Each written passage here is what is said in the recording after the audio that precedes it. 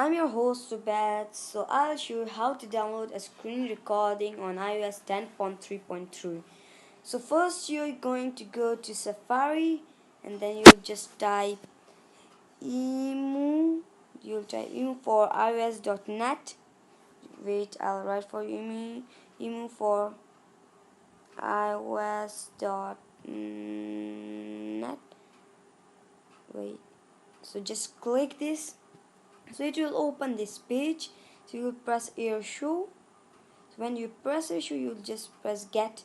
So I've already downloaded. So now when you press get, so you will just scroll down to settings, and then there will be generals, and then go to down to profiles and device management, and then go to you'll find air show app, and there will be a trust. You trust it and it will be verified.